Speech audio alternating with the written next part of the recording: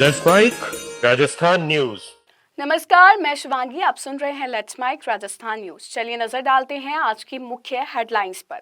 Budget 2026-27 को सत्ता पक्ष ने बताया ऐतिहासिक, वहीं विपक्ष ने बताया निराशाजनक।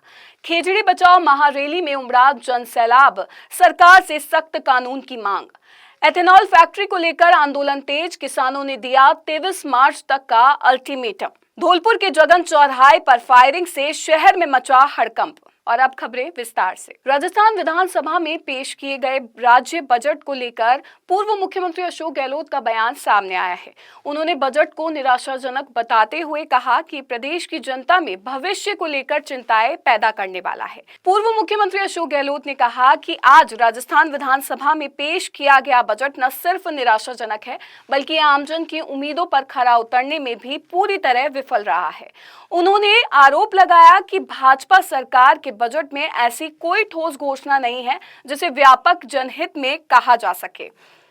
गहलोत ने कहा कि समाज का हर वर्ग इस बजट को देखकर हताश होगा। उनके अनुसार बजट में युवाओं, किसानों, महिलाओं और मध्यम वर्ग के लिए कोई प्रभावी एवं दूरगामी राहत का प्रावधान नजर नहीं आता। उन्होंने राज्य सरकार से जनहित से जुड़े मुद्दों पर पुनर्विचार करने की मांग की और कहा कि प्रदेश की जनता को राहत देने के लिए ठोस और व्यवहारिक कदम उठाए जाने चाहिए। बजट का सबको इंतजार रहता है, पर आज पूरे प्रदेशवासी बहुत निराश हो गए, हताश हो गए। कोई तरह की उपलब्धि हासिल नहीं हुई जिस पे चर्चा की जा सके। सभी वर्ग, चाहे युवा हो, चाहे महिलाएं हो, चाहे बुजुर्ग हो, सभी में बड़ा आक्रोश है लोगों के अंदर, क्योंकि पेंशन 90 लाख लोगों को मिलती है, उस पर कोई बढ़ोतरी की घोषणा नहीं हुई। हालांकि 4-5 महीने तक मिलती नहीं, वो तो अलग इश्यू है।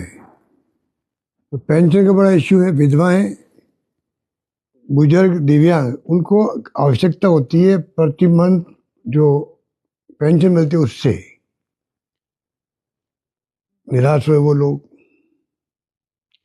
उसके अलावा जो लोग उम्मीद करते थे अन्नपूर्णा किट, बिना मतलब का उसको बंद कर दिया।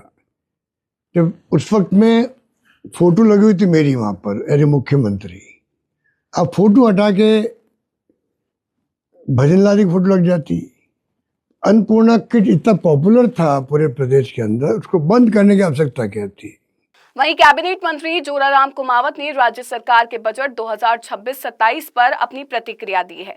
उन्होंने इस बजट को पशुपालन एवं डेयरी सेक्टर के लिए ऐतिहासिक बताते हुए इसे ग्रामीण अर्थव्यवस्था को मजबूती देने वाला बजट करार दिया है। उन्होंने कहा कि ये बजट समृद्ध किसान, सशक्त पशुपालक और विकसित राजस्थान की दिशा में मील का पत्थर साबित होगा। कैबिनेट मंत्री कुमावत ने प्रधानमंत्री नरेंद्र मोदी और मुख्यमंत्री भजनलाल शर्मा के नेतृत्व की सराहना करते हुए कहा कि सरकार का ये बजट किसानों और पशुपालकों की आय बढ़ाने के साथ साथ डेयरी क्षेत्र को नई ऊंचाइयों पर ले जाने में सहायक सिद्ध होगा। उन्होंने कहा कि बजट में पशुपालन और डेयरी सेक्टर के लिए किए गए प्रावधानों से ग्रामीण क्षेत्रों में रोजगार के नए अवसर सृजित होंगे और आत्मनिर्भरता को बढ़ावा मिलेगा। मंत्री ने विश्वास जताया कि बजट प्रदेश के समग्र विकास में महत्वपूर्ण भूमिका निभाएगा।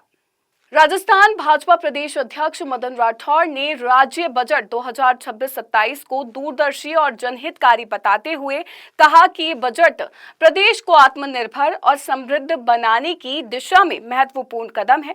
उन्होंने कहा कि मुख्यमंत्री भजनलाल शर्मा के नेतृत्व में वित्त मंत्री दिया कुमारी द्वारा प्रस्तुत बजट हर वर्ग की उम्मीदों पर खरा उतरता है। राठौड़ ने कहा कि युवाओं के लिए पारदर्शी भर्ती परीक्षाओं की दिशा में बड़ा फैसला लेते हुए राजस्थान स्टेट टेस्टिंग एजेंसी की स्थापना की घोषणा की गई है। आइए आपको सुनाते हैं क्या कुछ कहा राठौड़ ने।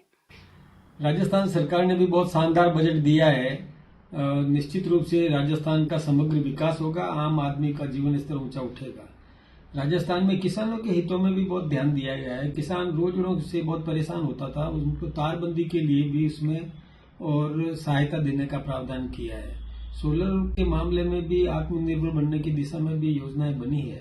यही नहीं, सड़कों का सुदृढ़ीकरण करने का काम भी किया है। किसान अपने खेत में पॉन्ड्स बना सकता है, कहीं पर पानी संचित करके और फिर इरिगेशन भी आसानी से हो जाएगा, इस प्रकार का काम भी किया है। यही नहीं, परीक्षाओं के लिए भी एनटीटी की तर्ज पर और हमारे राजस्थान में भी प्रावधान किया है। इसलिए राजस्थान का बजट बहुत अच्छा है, जिसकी हम बुरी प्रशंसा करते हैं। निश्चित रूप से डबल इंजन की सरकार जनहित के काम कर रही है। बजट बहुत सबके सुझाव लेकर के, आम नागरिकों के, मुख्यमंत्री जी ने पहले सुझाव लिए थे, कर्मचारियों के सुझाव लिए थे, किसानों से सुझाव लिए थे, नेताओं से सुझाव लिए थे, विद्यार्थियों से सुझाव लिए थे और सबका ध्यान रखते हुए, सबका समावेश करते हुए बजट दिया है। बहुत बहुत अभिनंदन। मुख्यमंत्री जी को भी बहुत बहुत धन्यवाद, वित्त मंत्री जी उनको भी धन्यवाद। राजस्थान विधानसभा में बजट 2026-27 पेश होने के अगले दिन सदन के बाहर विधायकों के बीच जोरदार नोकझोंक देखने को मिली। गुरुवार को कांग्रेस और भाजपा के विधायकों बालमुकुंद आचार्य, रफीक खान, जेठानंद व्यास और रामकेश मीणा के बीच हुई ये जुबानी जंग किसी फिल्म के सीन से कम नहीं थी। कांग्रेस विधायक रफीक खान ने जयपुर के बीजेपी विधायकों को आड़े हाथों लेते हुए कहा कि जयपुर को बजट में कुछ नहीं मिला और मेट्रो का जिक्र तक नहीं है। उन्होंने कहा कि बजट केवल कर्ज लेने का रिकॉर्ड है और विजन के नाम पर शून्य है। बीजेपी विधायक जेठानंद व्यास ने पलटवार करते हुए कहा कि सीएम भजनलाल के दिल में पूरे राजस्थान का विकास है और बजट केवल एक शहर के लिए नहीं बल्कि पूरे प्रदेश के हित में है।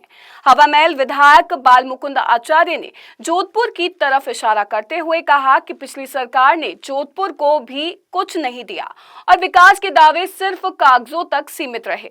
रफीक खान ने अंत में मनरेगा और बेरोजगारी का मुद्दा उठाया। उन्होंने चेतावनी दी कि कांग्रेस मनरेगा को खत्म नहीं होने देगी और राजस्थान के 1 करोड़ से अधिक बेरोजगारों के लिए बजट में कोई ठोस उपाय नहीं दिखता।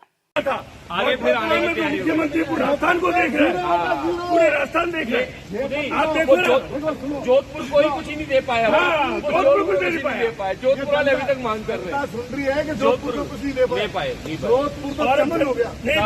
ईमानदारी की बात है। जोधपुर जैसा ही अरे जनता तो सुन रही है, बात सही है। जोधपुर में नहीं दे पाए। जोधपुर में बेचारा मांग रहा है आज तक। वहीं अगली खबर धौलपुर से है, जहां धौलपुर शहर के व्यस्ततम जगन चौराहे पर अज्ञात युवकों द्वारा फायरिंग की गई, जिससे इलाके में अफरा तफरी मच गई। घटना की सूचना मिलने पर निहालगंज थाना पुलिस तुरंत मौके पर पहुंची और स्थिति को नियंत्रण किया। सीओ सिटी कृष्णराज जांगीड़ और थाना प्रभारी अमित शर्मा के नेतृत्व में पुलिस टीम मामले की जांच में जुटी हुई है। पुलिस ने फायरिंग करने वाले युवकों को चिन्हित कर पकड़ने के लिए दबिश शुरू कर दी है।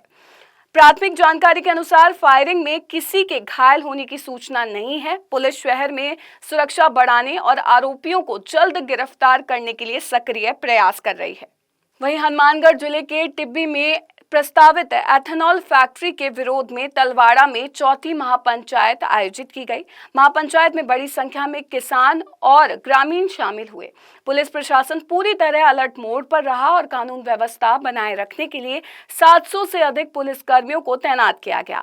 जिला प्रशासन ने सुरक्षा के मद्देनजर टिब्बी क्षेत्र में मंगलवार रात से इंटरनेट सेवाएं बंद कर दी थी और धारा 163 लागू कर दी गई थी। महापंचायत में किसान नेताओं ने 23 मार्च को एक और बड़ी महापंचायत करने का निर्णय लिया।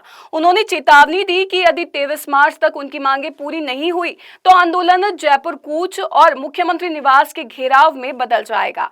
किसान एथेनॉल फैक्ट्री से जुड़े एमओयू को रद्द करने और आंदोलन के दौरान दर्ज मुकदमे वापस लेने की मांग पर अड़े हैं। फिलहाल क्षेत्र में स्थिति शांतिपूर्ण बताई जा रही है, लेकिन प्रशासन ने सुरक्षा व्यवस्था कड़ी रखी है। मैं शिवांगी लेट्स माइक स्टूडियो से जुड़े रहिए हमारे साथ। राजस्थान न्यूज में रोज शाम 4 बजे नॉन स्टॉप न्यूज को रेडियो पे सुनने के लिए डाउनलोड करें let's mic app. Let's mic Rajasthan news.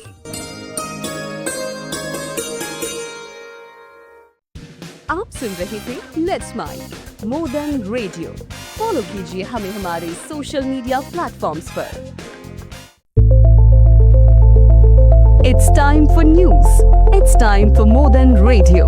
Presenting the first radio news app, Let's Mic. Let's Mic, a news-based app on your phone where you get to watch and listen news